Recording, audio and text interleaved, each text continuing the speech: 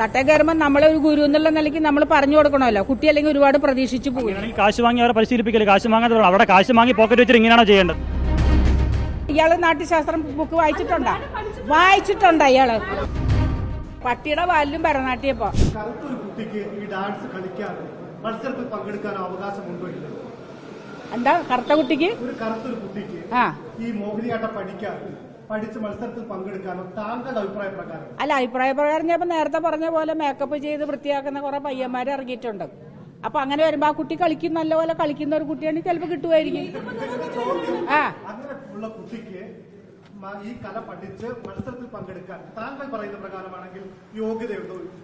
അത് തന്നെ പറഞ്ഞെന്നേ, പഠിപ്പിക്കണോണ്ടും കളിക്കണോണ്ടും ഞങ്ങൾ ഒരേ മത്സരത്തിന് പോകുമ്പോ എന്തെന്നാണ് ഒരാൾ ചോദിക്കുമ്പോ പിന്നെ അതിന്റെ ഇടയിൽ കയറി ഇയാള് ചോദിക്കണത്?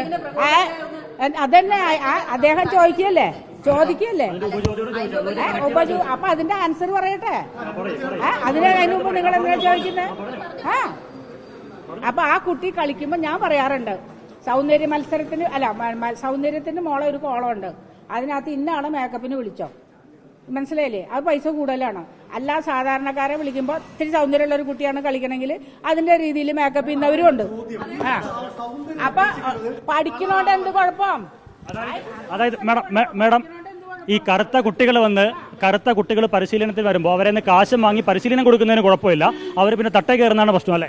തട്ടേ കയറുമ്പോൾ നമ്മളൊരു ഗുരു എന്നുള്ള നിലയ്ക്ക് നമ്മൾ പറഞ്ഞു കൊടുക്കണമല്ലോ. കുട്ടി അല്ലെങ്കിൽ ഒരുപാട് പ്രതീക്ഷിച്ചു പോകും. കാശ് വാങ്ങി അവരെ പരിശീലിപ്പിക്കല്, കാശ് വാങ്ങാതെ അവിടെ കാശ് വാങ്ങി പോക്കറ്റ് വെച്ചിട്ട് ഇങ്ങനെയാണോ ചെയ്യേണ്ടത്? കാശ് മേടിച്ചിട്ട് കാര്യം പറയും, അങ്ങനെയാണ്. അത്രയാണ്. വല്ലാതെ എന്താ സൗന്ദര്യത്തിന് ഒരു കോളുണ്ടെന്ന്. ഈ കുട്ടി എവിടെയായിരുന്നു നേരത്തെ പറയുമ്പോ?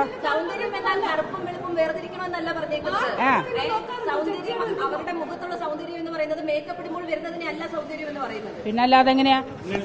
സുന്ദരനാണോ അതോ വിരൂപിയാണോ? അത് ഞാൻ പിന്നീട് അറിയിക്കാം.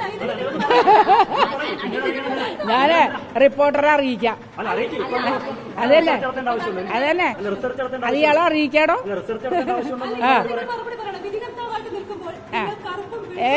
ഒരു വിധികർത്താവാണ് നിങ്ങളെന്ന് എനിക്ക് അറിയിക്കേണ്ട ആവശ്യമൊന്നുമില്ല. കറുത്ത ആളുകളെയും വെളുത്ത ആളുകളെ നോക്കിയിട്ടാണോ മാർക്ക് കൊടുക്കുക? ചെലവ് എനിക്കുണ്ടാ. നിങ്ങൾ എന്ത് കണ്ടിട്ടാണ് ഈ വക മര്യാദയായിട്ട് ചോദ്യങ്ങൾ ചോദിക്കാം.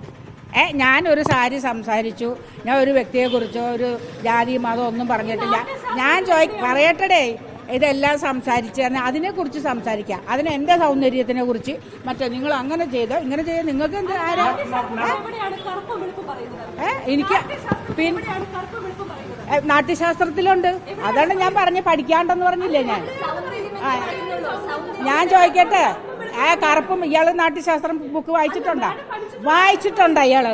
പിന്നെ എന്തോന്ന് വായിക്കാത്ത ആള് പറയരുത്. വായിക്കാത്ത ആള് എനിക്കതറിയണ്ട. ഞാനേ ബുക്ക് അങ്ങ് തരാം, പോയി പഠിച്ചിട്ട് വരൂ. ബുക്ക് തരാം. എന്താ അതെ, പട്ടിയുടെ വാലിലും ഭരതനാട്യപ്പോ അറിയോ? അപ്പൊ അങ്ങനെ വരുമ്പോഴേ ഇപ്പോഴത്തെ നിലയില് എല്ലാവരും ജീവിക്കാൻ വേണ്ടി എന്തെങ്കിലും ഒക്കെ കാണിച്ചുകൊണ്ട് ജീവിക്കുന്ന